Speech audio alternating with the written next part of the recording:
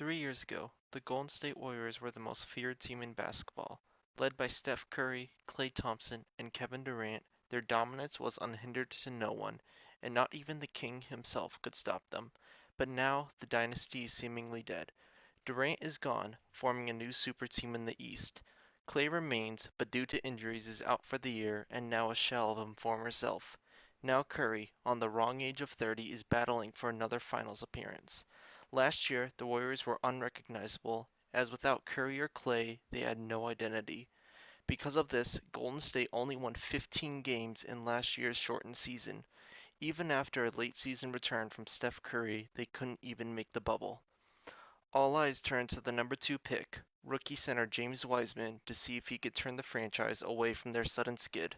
Now let's take a look at the roster. First off is Steph Curry. The former two-time MVP is widely renowned as the greatest shooter of all time. The burden he's carrying this year is heavier than ever as he will be the only star on this team. Curry will be the main driving force of the offense. He will be the primary ball handler and scorer. I'm expecting that his ability to score will open up his playmaking ability and the defense will have to collapse on him to prevent the shot. Along with his amazing shooting, I am also counting on his ability to score from the inside. He is incredibly underrated around the basket, and that is going to be where a vast majority of both his scoring and playmaking will come from. One of the most underrated aspects of Curry's game is his off-ball impact. When he is not handling the ball, he will be running around screens trying to find an open shot. This will be a nightmare for the defense to try and stop him. One last aspect I want to use him is as a screener. A few times a game, I want Draymond Green going around a Curry pick and for Green to find him on the fade. While we won't use this often, I want to do this a few times to try and catch the defense sleeping. The expectations I have on Curry are the highest they've ever been. Statistically, I want to see him around 28 and 6 this year while going for a 50-40-90. And if this can prove to win games, I am also expecting and wanting to see Curry bring home another MVP this year. Next off is rookie center James Wiseman. Being the second overall pick, I have high expectations of him this year and want the duo of him and Curry to lead the offense. Wiseman's main threat will be his athleticism. Offensively, he will be our main roller to the hoop as his finishing ability makes him a lob threat for Curry. Defensively, he will be the anchor. His athleticism allows him to cover the entire floor easily, and he already comes into the league with a polished ability to rebound and block shots. One underrated aspect of his game is his ability to space the floor. Along with rolling to the hoop, he can also be the main target on fades or even corner catch and shoots. This year I want to see Wiseman average at least 14 and 10 with a block per game. He has the skills to become one of the best centers in the NBA, and I want it to start off his career by winning Rookie of the Year. Speaking of Rookie of the Year, we have Andrew Wiggins. After a strong rookie campaign, Wiggins' career has stagnated and is now being seen as one with disappointment. With all that, he also carries a massive contract. His best ability is finishing around the rim, and he also has an acceptable mid-range and three-point game. Wiggins is one of the best shot creators we have on the team, so I want to see him boosting the offense, especially when Curry is struggling or not on the floor. Defensively, Wiggins boasts great size and athleticism, but is overall a very weak perimeter defender, as I'm expecting to see him as a defensive liability. As far as expectations, I have none for Andrew Wiggins. He has reached his max potential, but carries a large contract and a large long-term contract, which is a liability. I would be shocked to see him make it through the year, and ideally I would like to trade him, pairing him with a first-round pick for a better wing player. Next we have Kelly Oubre Jr. The heart of the valiant Phoenix and the sexiest man alive now finds himself replacing the shoes of Klay Thompson. I see Kelly Oubre as a similar player to Andrew Wiggins but at a much cheaper price. He is a strong finisher and is known as one of the best dunkers in the league. Along with this, he is a solid catch and shoot player who will be seeing a lot of corner attempts this year.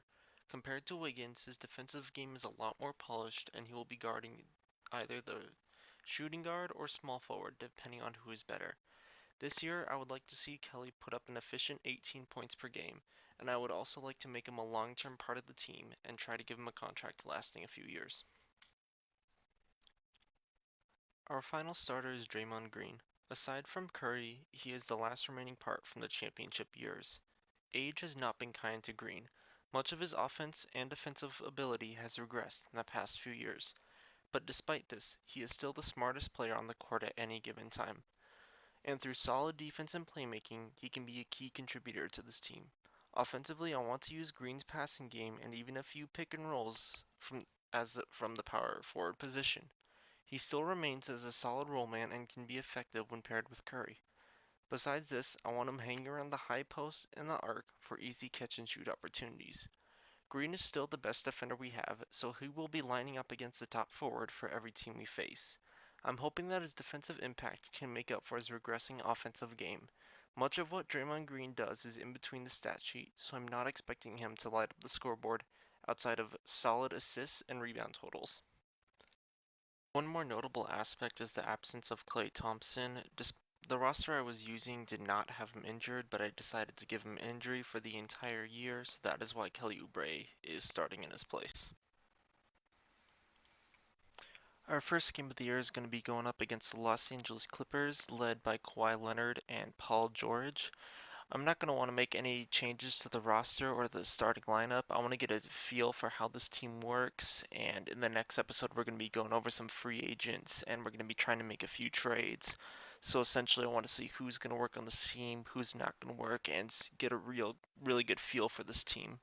I'm going to be starting Steph Curry, Kelly Oubre, and Drew Wiggins, Draymond Green, and James Wiseman at the center. For our main game plan against the Clippers, really we're going to be trying to run everything through Curry.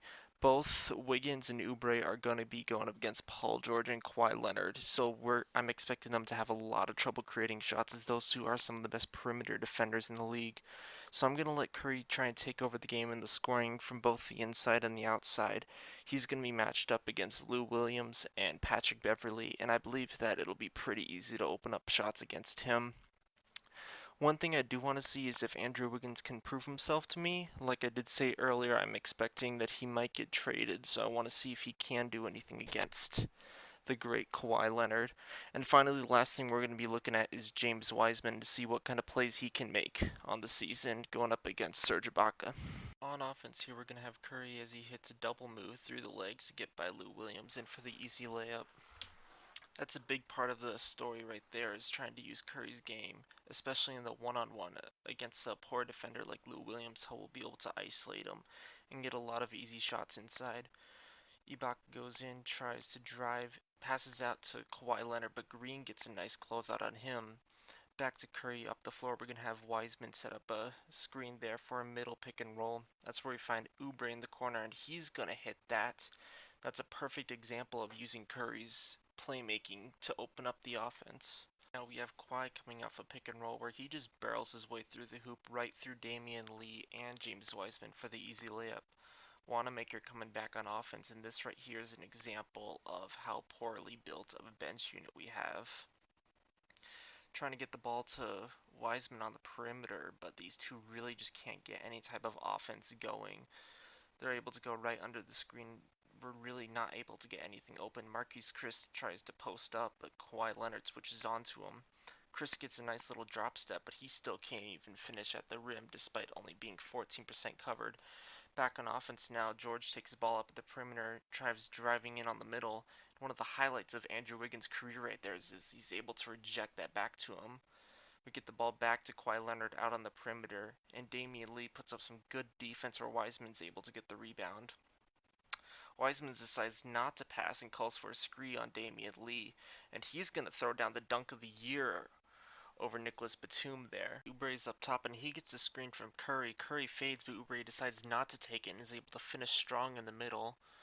Kawhi's going to go over the screen here, and Draymond tries to slip under, but Kawhi's able to get the shot off with a perfect release and sink that through the net. Curry's taking the ball back up top. And we're going to try and run a floppy action with him and get him running behind some screens.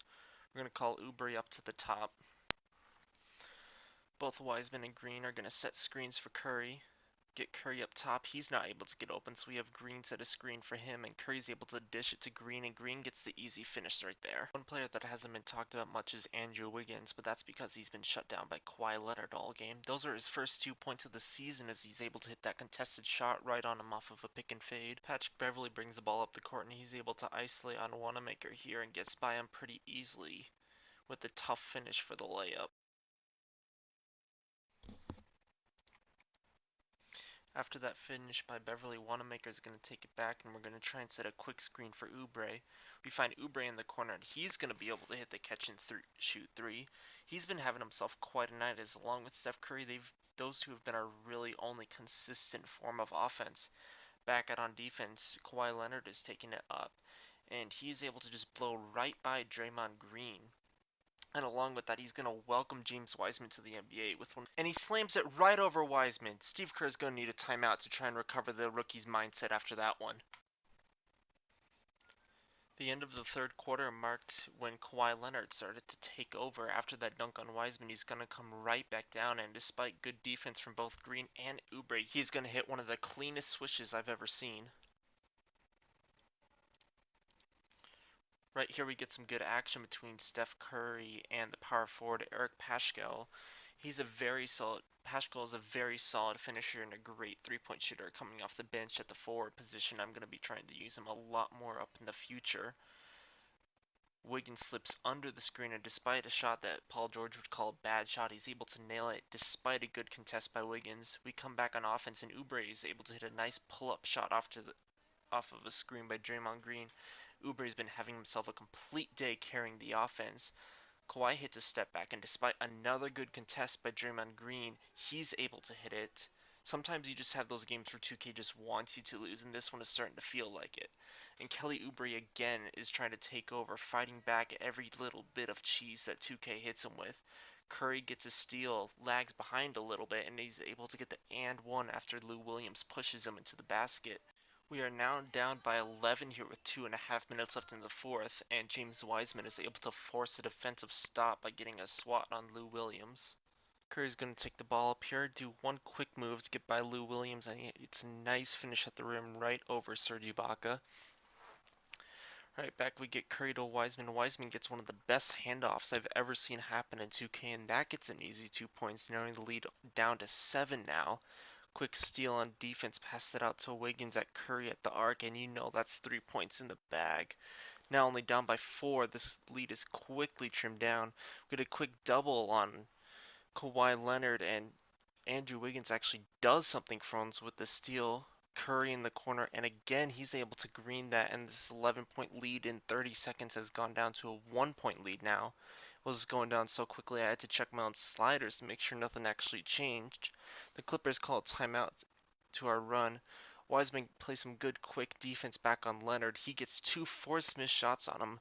George in the corner, then Wiseman is able to run back out to Ibaka and get 2 quick stops, showing how key he is on defense. And then after those big defensive plays by Wiseman, he's able to put 2 points off the lob from Curry. Now we're down to a 1-point deficit with only 30 seconds remaining. Kawhi takes the ball back up, and I try and do a double team again because that seems to be working. We don't get the steal, but Wiseman is able to get another contest on Sweet Lou Williams in the corner. Curry gets the rebound with 25 seconds left. We're only down by 1. They call a quick double, so Curry has to get it out of his hands to Oubre up in the top. And now I try and run a quick screen to get Curry open, but Lou Williams is able to go around it. Now with the shot clock come down, I call a quick screen to try and get Curry up. Curry gets doubled again. We pass it out to the rookie in the clutch, and he airballs it. This is not good for his supposed nerves and steel, and Curry's very disappointed with it. 2 seconds left in the game. We're running around trying to get Curry open. We get a good inbound pass, catch and shoot up from, and it's no good, and we drop our first game of the season. Overall, I can't complain too much about this game. Curry put up a very efficient 37-6 with only 3 turnovers, and then Oubre also helped him up with another 19 points. And we're going to work on the next game trying to get Wiseman more touches, and Andrew Wiggins just proves why we needed to trade him.